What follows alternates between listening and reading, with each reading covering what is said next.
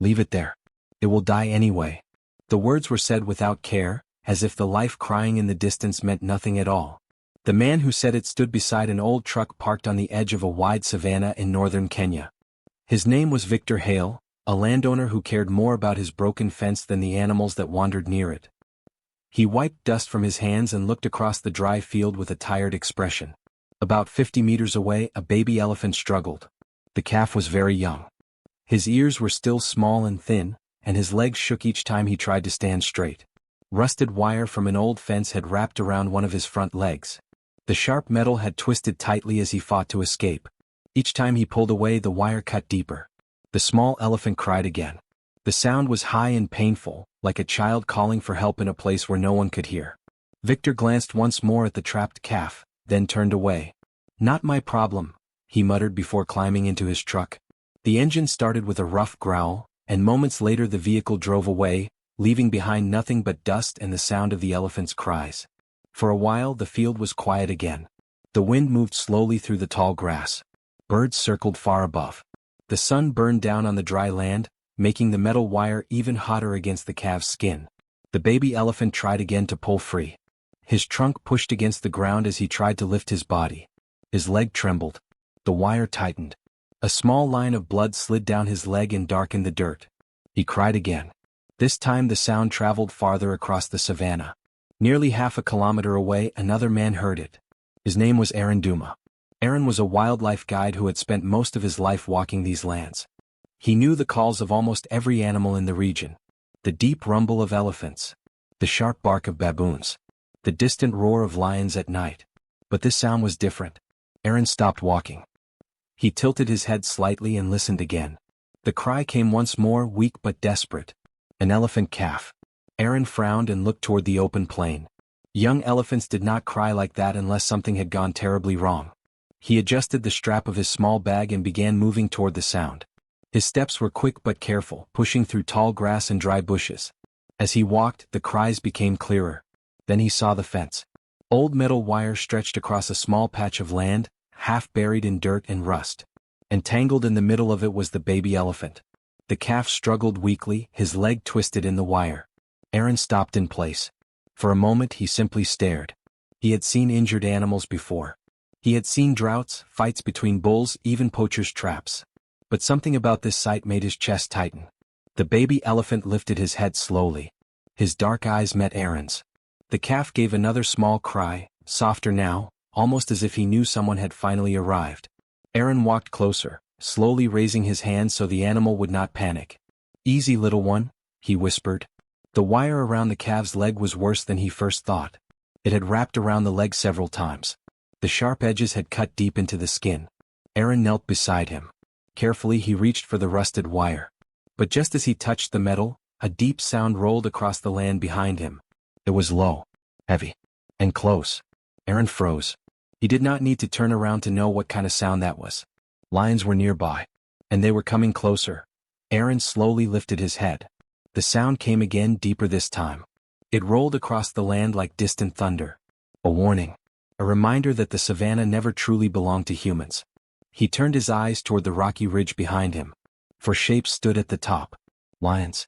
2 large males and 2 lionesses. Their bodies were still against the morning light, their tails moving slowly through the grass. The wind carried their scent down the hill. Aaron's heart beat harder. He had seen lions many times before. Guides like him respected them. They were kings of this land. But being this close with no vehicle and no protection was different. Very different. He slowly stood up from beside the trapped elephant. The baby calf cried again, weaker now. His small body trembled as he tried to pull away from the wire. Aaron looked back at him. The lions could hear that sound too. A trapped animal was easy prey. Any lion would know that. But something strange happened. The lions did not run forward. They did not crouch to hunt. Instead they stayed where they were, standing quietly on the ridge. Their golden eyes moved between the struggling elephant and the man kneeling beside it. Aaron felt sweat slide down his neck. He kept his movements slow. Running would be the worst thing he could do. He turned his body slightly, placing himself between the calf and the lions. Not that it would help much if they decided to attack. But instinct pushed him to protect the small animal.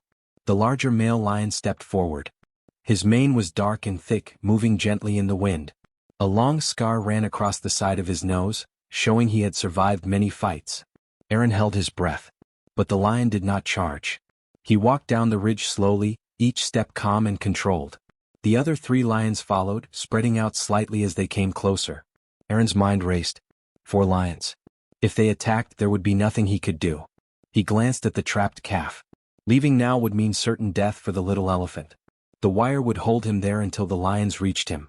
Aaron looked at the metal cutting into the calf's leg. Then he made his choice. He knelt down again. His fingers grabbed the rusted wire, pulling carefully so it would not cut deeper. The metal scraped against his skin as he twisted it. The baby elephant let out a small cry but did not pull away. Behind him, the lions were getting closer. Aaron could hear their paws pressing softly into the dry soil. He forced himself to focus. The wire had wrapped around the leg 3 times. It would take time to loosen it. Too much time. The lions were now only 20 meters away. Aaron glanced back quickly. All 4 lions had stopped again. They stood there quietly watching. No growls. No hunting crouch. Just watching. The older male sat down slowly in the grass. Aaron blinked in surprise. A lion sitting near trapped prey made no sense. Every instinct in nature said the opposite should happen.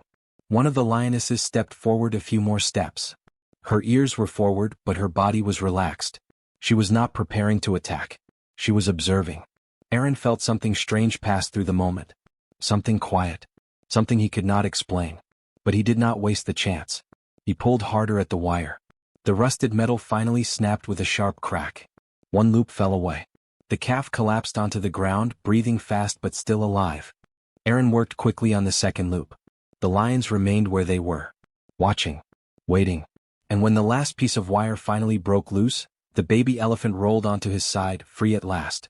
Aaron exhaled deeply. But the strange moment was not over.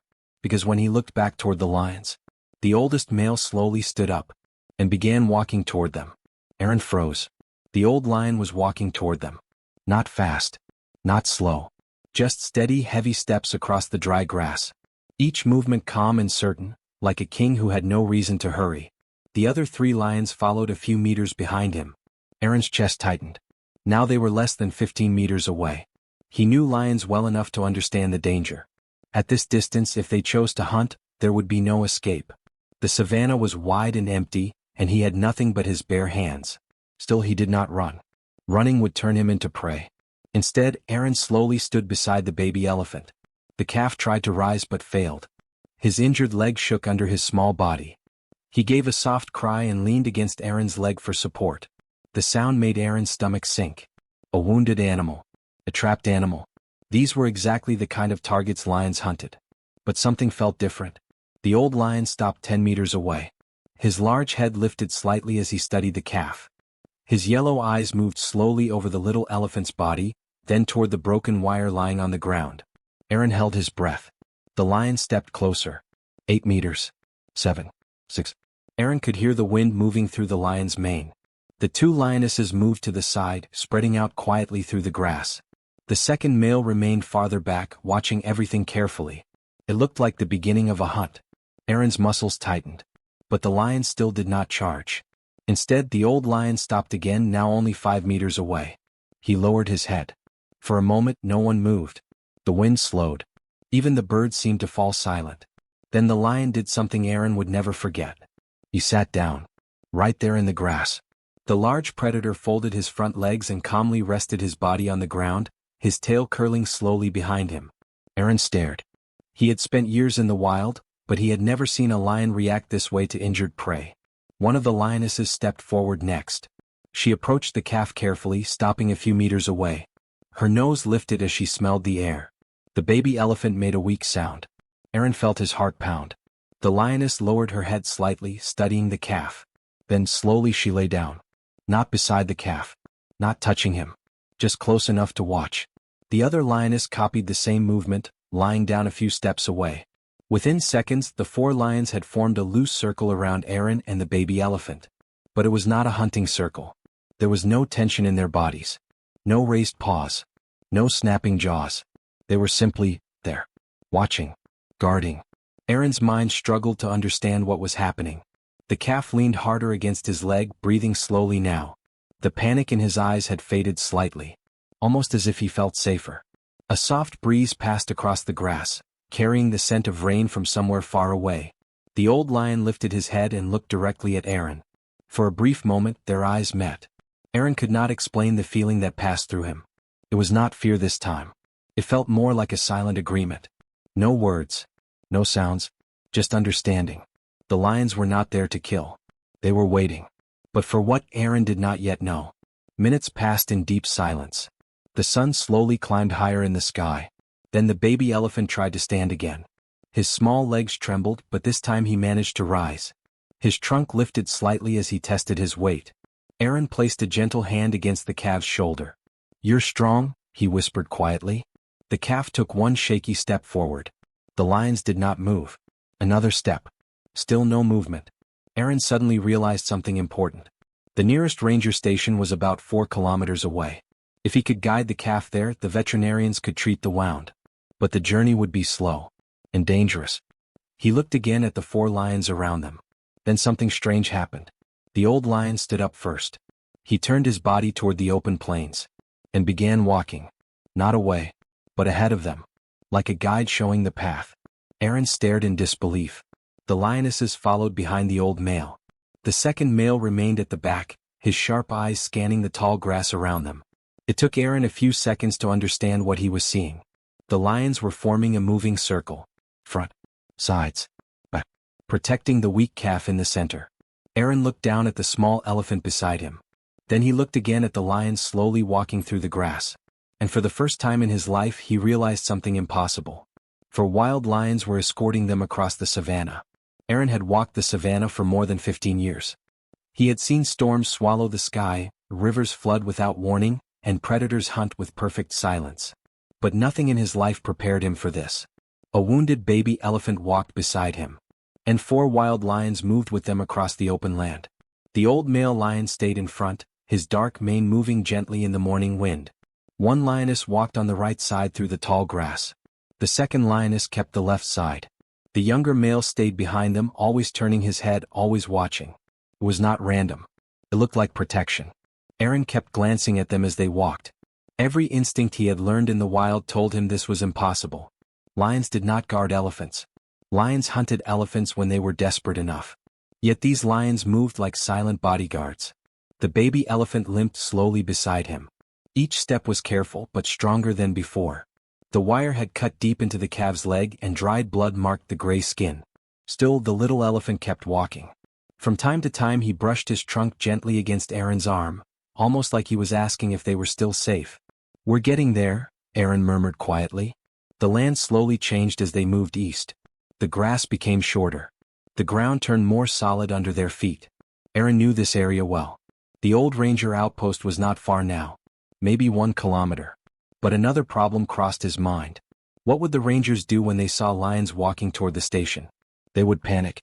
Most likely they would grab rifles. Aaron's heart tightened at the thought. If the rangers fired, the lions would react. And everything could turn into chaos within seconds. Aaron looked ahead at the old male lion. The great animal suddenly stopped walking. His ears lifted. The lion's nose moved slightly as he smelled the air. The other lions stopped too. Something was coming. Aaron listened carefully.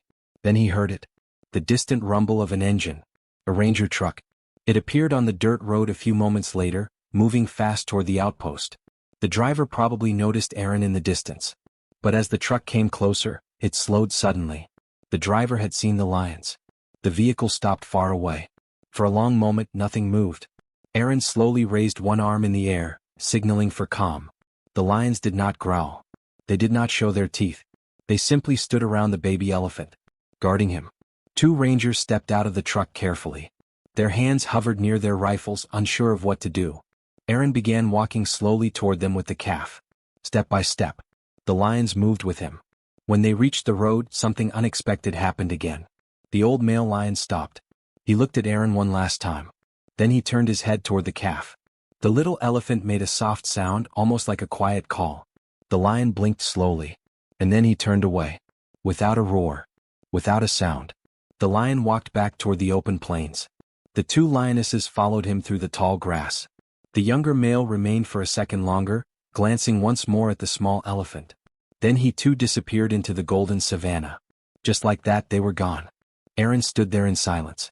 The rangers rushed forward and gently guided the baby elephant toward the truck. One of them stared in shock at the empty grass where the lions had stood. "What just happened here?" he asked. Aaron looked out across the endless plains. The wind moved softly through the grass. Far away, small shapes walked toward the horizon. He shook his head slowly. "I don't think anyone would believe it," Aaron said quietly. The baby elephant was later taken to a wildlife rescue center. The wound healed slowly and the calf grew stronger each week. Months later, the young elephant was released back into the wild.